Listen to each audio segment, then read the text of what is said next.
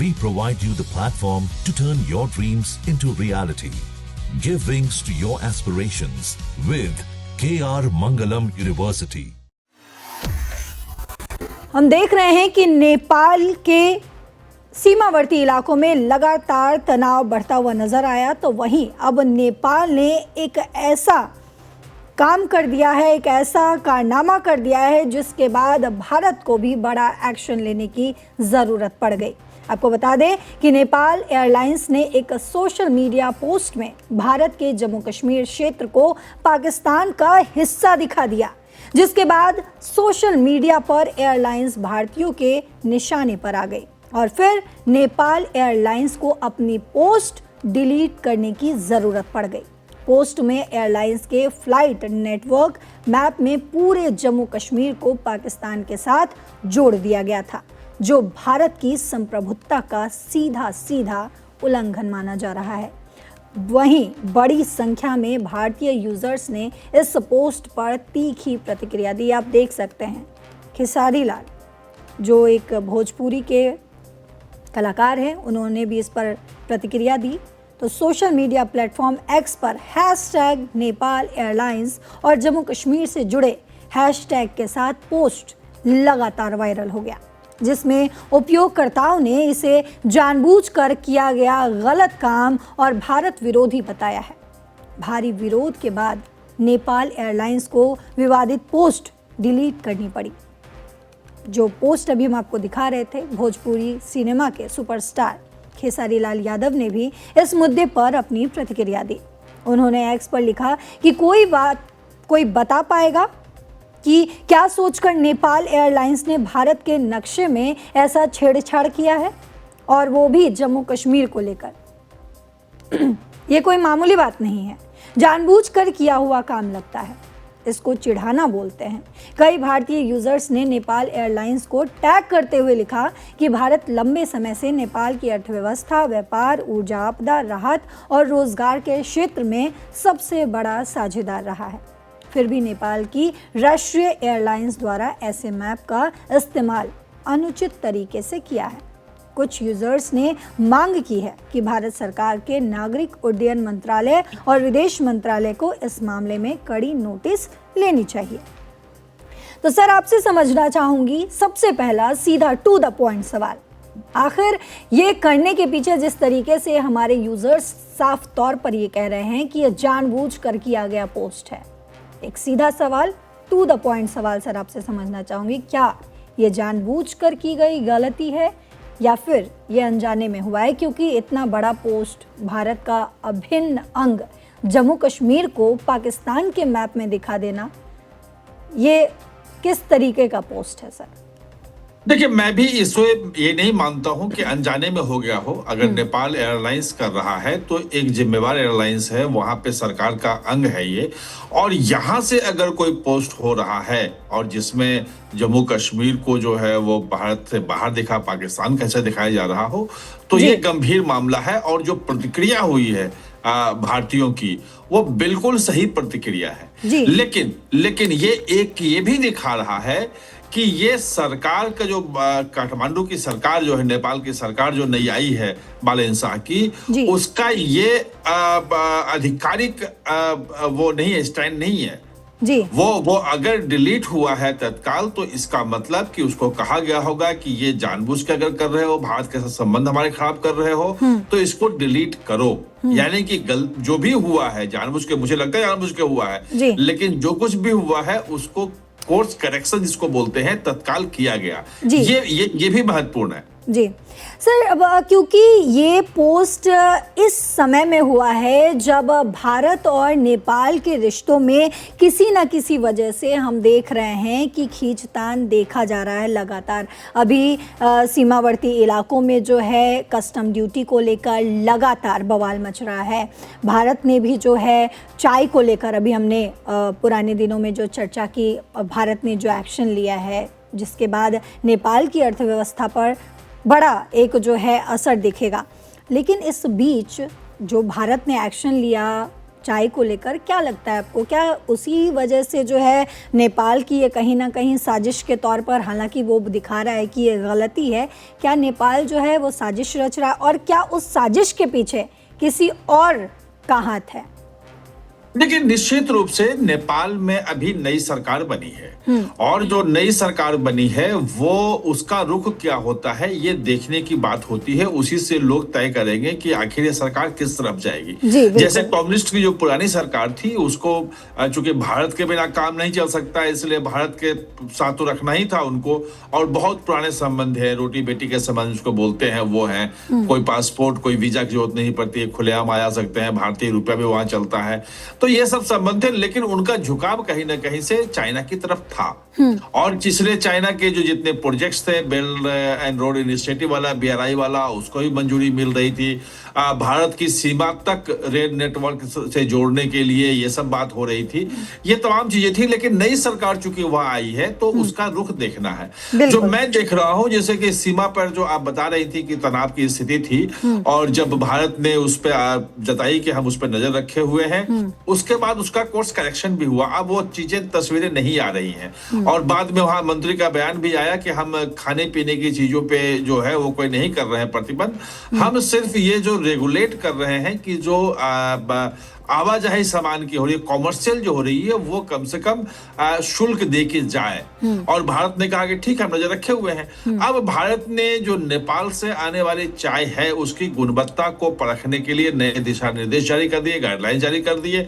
अब वो एक काउंटर है कि देखिए, अगर आप 1000 या 1500 में एक जो है सैंपल चेक करते हैं तो उसका बहुत ज्यादा फर्क नहीं पड़ेगा।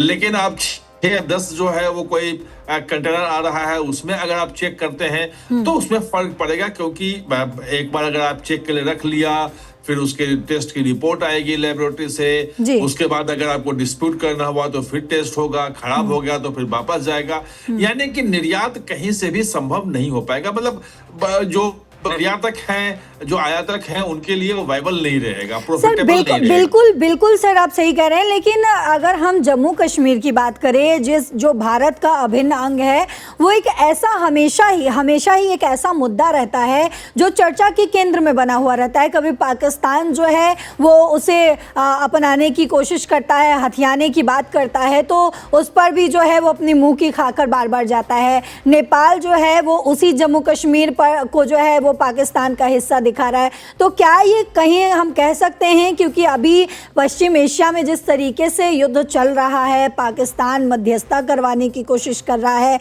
इस बीच हम देख रहे हैं कि भारत सिर्फ एक ऐसा देश है जिसके शिप्स जो हैं वो बिना किसी रोक टोक के जो हैं गुजर पा रहा है। तो ये मिली जुली साजिश के तौर पर क्या हम जोड़कर इसको देख सकते हैं कि एक बार फिर जो है नेपाल में इधर विद्रोह चल रहा है, तो जम्मू कश्मीर पर इस तरीके से अटैक करना, क्या यह मिलीजुली साजिश हो सकती है सर?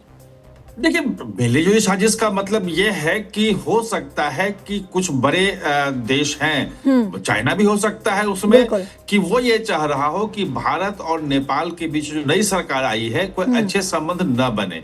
और इसमें जो है दोनों प्रधानमंत्रियों की बातचीत की भी बात हो रही है, डेट अभी फाइनल नहीं हुआ है। जो विदेश मंत्री भारत के हैं वो भी जाने वाले हैं। तो कुछ जो उनके समर्थक जो चीन के हो सकते हैं, उनके कुछ लोग हो सकते हैं, तो ये एक दोनों में मिसट्रस्ट करने के लिए कि दोनों में भरोसा खत्म हो जाए, एक दूसरे के खिलाफ चले जाए, इस ढंग की चीजें कर सकते हैं। जब डिलीट हुआ है इसका मतलब कि उसको ठीक सही किया है, नेपाल सरकार का रुख नहीं है। जहां तक उस मैप की बात रही पाकिस्तान की, तो वो एक विवादित चीज रहा है। पहले के जमाने में होता यह था कि जो इंटरनेशनल जो दूसरे देश होते थे उसको एक विवादित क्षेत्र के रूप में दिखाते थे कि भाई ये पाकिस्तान है, एक भारत है और ये विवादित क्षेत्र है। लेकिन अब वो भी ठीक हो गया है। अब अमेरिका से लेके मैंने कहीं नहीं देखा है कि उसको विवादित क्षेत्र के रूप में दिखा रहे हो या उसको मैप में वहां दिखा रहे हो।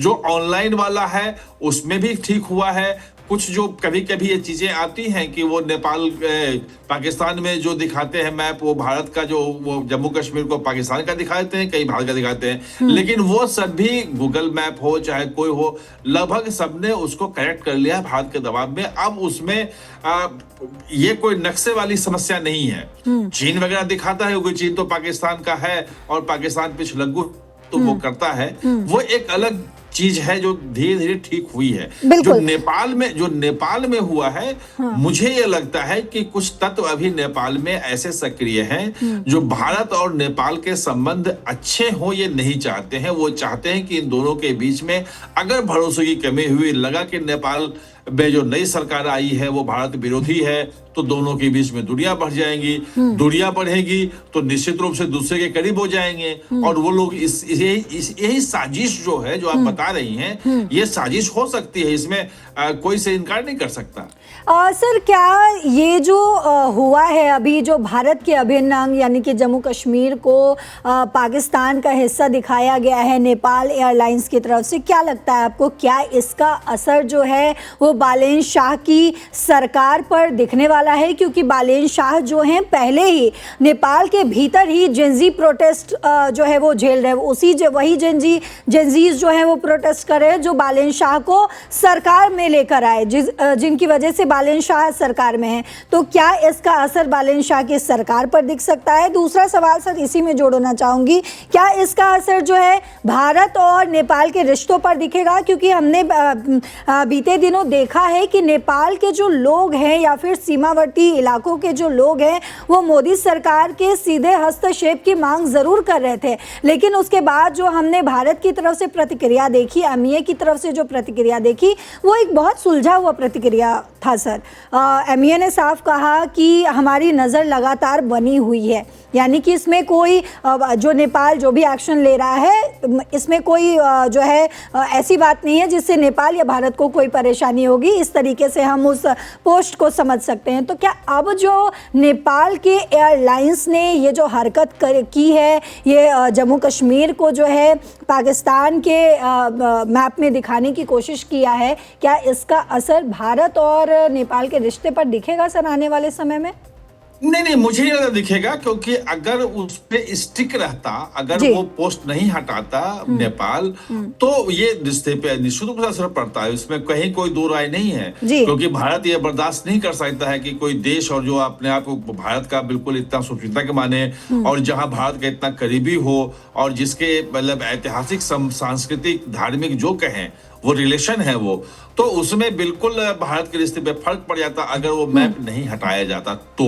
लेकिन जब मैप हटा लिया गया, उन्होंने अपनी जो गलती हुई थी या किसके पीछे जो भी साजिश थी उसको ठीक कर लिया। तो मुझे लगता है कि इन छोटी छोटी चीजों को लेकर के जो दो देशों के संबंध हैं वो निर्धारित नहीं होते हैं। बिल्कुल सर, क्योंकि अगर हम देखें तो नेपाल और भारत का जो रिश्ता है वो अभी के समय से नहीं है, वो रामायण और ये सब जब हम देखते हैं तो उस समय से जो है भारत और नेपाल का रिश्ता रहा है। माँ सीता और भगवान राम से जोड़कर इसे देखा जाता है। तो क्या दूसरे देश के हस्तक्षेप की वजह से भारत से नेपाल जो है अपना रिश्ता खराब करेगा? क्योंकि हम अभी जो पुरानी सरकार थी, केपी ओली की सरकार की अगर बात करें तो उनका रुख जो है चीन की तरफ रहता था, और रिश्तों में अगर बात करें तो भारत पर नेपाल की निर्भरता तो है ही, साथ ही साथ कहीं ना कहीं चीन से भी जो रिश्ते हैं, अगर हम बिजनेस के एंगल से देखें तो रिश्ता तो चीन से भी, और चीन की तरफ उनका झुकाव भी जो है कई बार दिखने लगता है। तो क्या चीन का सीधा सीधा इसमें हम हाथ समझ सकते हैं, ये जो आज हरकत की गई है नेपाल की तरफ से? देखिए, संबंध का आप सोच लीजिए कि जनकपुर धाम भी वहां है, कपिल वस्तु जो बुद्ध का जन्म स्थल है वो भी वहां है, पशुपतिनाथ मंदिर जिसको मतलब इतना हम मानते हैं पवित्र, वो भी वहां है। और जो पूरा का पूरा तराई का इलाका जो नेपाल का है, वो समझिए कि भारतीय मतलब भारत में जो जातियां हैं, जो लोग हैं, सब वही हैं। एक दूसरे के सीमा पर शादी होती है, ब्याह होता है, लोग आते जाते हैं, और इसीलिए भारत और नेपाल के बीच में जो ऐतिहासिक, सांस्कृतिक, धार्मिक, आप जितने भी तरह कह ले, वो सब जो संबंध है उसी कारण से नेपाल के लिए कहीं कोई सीमा नहीं रखी गई है। मतलब कोई कि वीजा लगेगा, पासपोर्ट लगेगा, कुछ नहीं लगेगा। गोरखा बटालियन पूरा का पूरा वो बना है, जो नेपाल के लोग वहां पे उसमें जाते हैं। और नेपाल के लोग यहाँ नौकरी भी बहुत सारे लोग रहते हैं भारत में, क्योंकि यहाँ पे रोजगार के शासन है, सब कुछ है, तो यहाँ आगे काम करते हैं नेपाली लोग। और नेपाल को लोग भारत में भी कभी अलग से नहीं देखते हैं। तो ये तो संबंध है। लेकिन पिछले कुछ दिनों में खासतौर पे वहां से जब कम्युनिस्ट सरकार आई, चाइना का उदय हुआ, तो चाइना तमाम भारत के जो करीबी देश हैं, वो हमने श्रीलंका में भी देखा, वो हमने मालदीव में देखा, वो हमने बांग्लादेश में देखा। पाकिस्तान तो खैर सरेंडर कर ही गया उसके सामने। तो तमाम देशों को अपने पक्ष में लुभाने की समय समय पर कोशिश करता रहा है। नेपाल को भी किया। मैंने आपको बताया था कि जो BRI था, बेल्ट एंड रोड इनिशिएटिव, जी, उसके तहत रेल मार्ग, सड़क सब नेपाल चाइना से जोड़ने की बात हुई थी और यहां तक आ रहा था। लेकिन नेपाल के लोगों को ही पता है ओली भी नहीं कर पाएंगे ये। और कुछ सीमा विवाद भी उन्होंने खड़ा किए थे। लिपू लेक जो है वो इलाके का मामला उठाया था, काला पानी का मामला उठाया था कि वो नेपाल का हिस्सा है। तो ये एक नेपाल और भारत के बीच में एक दरार पैदा करने की तमाम कोशिश पहले भी होती रही है, आगे भी होती रहेगी। लेकिन संबंध इतने अच्छे हैं कि चाहे कोई भी आ जाए, वो उससे बाहर नहीं होगी। लैंडलॉक कंट्री है वो चारों तरफ से बंद है। और वहां अगर कुछ भी चाहिए तो वो भारत होके ही जाएगा। चीन से अगर इतनी वो पूरे हिमालय को पार करके और चीन से अगर कोई भी सामान मंगाए, वहां सोचे कि हम चीन भारत पर निर्भरता खत्म कर देंगे, तो वो संभव नहीं है। और इसीलिए भूटान और नेपाल जो दोनों लैंडलॉक जो हमारे पड़ोसी हैं, वो उनसे बिल्कुल विशेष संबंध, हमारे विशेष संबंध बाकी से भी हैं, लेकिन ये दोनों में तो कहीं वीजा, पासपोर्ट, ये सब चीजें नहीं रखी गई हैं, क्योंकि सारी जरूरतें इनके ही से पूरा होती हैं। तो ऐसे में मुझे लगता है कि संबंधों पे कोई बहुत ज्यादा असर नहीं पड़ेगा। जो गलतियां हुई थी, जो खासतौर पे सीमा पे जो कस्टम ड्यूटी लेने की बात थी, वो मुझे लगता है कि उसको भी ठीक कर लेना उन्होंने, क्योंकि इधर कोई नई बात उसमें नहीं आ रही है, कोई नई समस्या हो रही है, ऐसा नहीं है। पहले जिस ढंग से वीडियो आ रहे थे, लोग परेशानी के हाल में देख रहे थे, वैसी स्थिति नहीं आई है। और भारत के कहने पर उसको ठीक कर लिया है। जो ये वाली बात है, निश्चित रूप से मुझे लगता है कि एक साजिश के तहत कुछ लोगों ने, जो भी वहां पे हो, एक जांच का विषय है और नेपाल को जांच करवानी चाहिए इसकी कि आखिर ये गया तो कैसे गया।